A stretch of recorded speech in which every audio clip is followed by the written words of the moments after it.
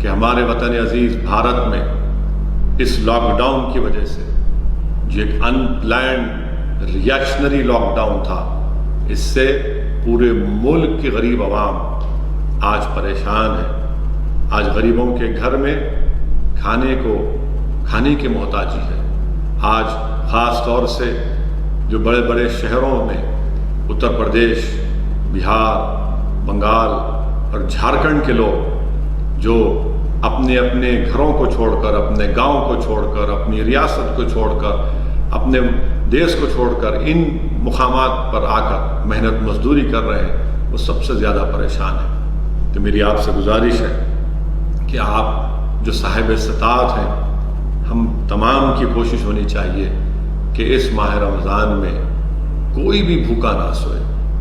یاد رکھیے یہ نزول قرآن کا مہینہ ہے۔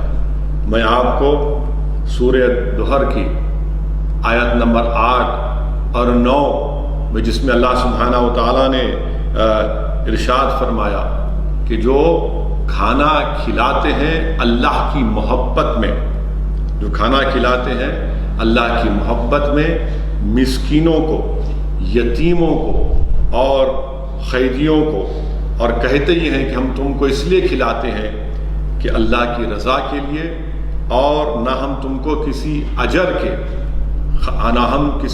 کے خواہاں ہیں اور نہ شکریہ کے، ہم ڈرتے ہیں اپنے رب سے اس دن کے لیے، قیامت کے دن کے لیے۔ اس سورہ دہر کی آیات میں جہاں پر قرآن میں اللہ فرما رہا ہے کہ اللہ کی محبت میں، اس تعلق سے علماء کرام نے تفاسیر میں لکھا کہ جن کے پاس خود کے لیے کھانا بھی کم ہو مگر وہ صرف اللہ کی محبت میں مسکینوں کو، یتیموں کو، قیدیوں کو کھانا کھلاتے ہیں۔ کیوں کھلاتے ہیں؟ صرف اللہ کی محبت میں۔ اور ان لوگوں کے تعلق سے اللہ یہ فرما رہا ہے کہ وہ ان مسکینوں کو، یتیموں کو، ان قیدیوں کو یہ کہہ رہے ہیں کہ نہ تو ہم تمہارے اجر کے خواہاں ہیں، نہ ہم تمہارے سے شکریہ چاہتے ہیں، ہم صرف اللہ کے ڈر سے، اللہ کی محبت میں، اس دن کے ڈر سے، قیامت کے دن کے ڈر سے تم کو ہم یہ کھانا کھلا رہے ہیں۔ تو میرے عزیز دوستو، اور خاص طور سے جن کو اللہ نے دولت دی ہے، میری آپ سے گزارش ہے کہ قرآن کریم کی اس آیات کو یاد رکھیے۔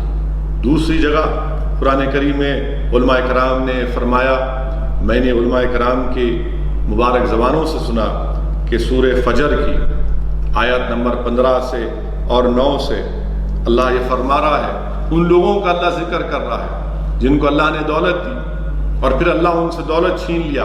دولت تو وہ کہتے ہیں کہ اللہ نے ہم کو ذلیل کر دیا۔